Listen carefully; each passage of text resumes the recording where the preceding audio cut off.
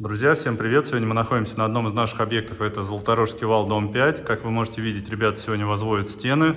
Стены делают правильно, все хорошо, соблюдают раскладочку.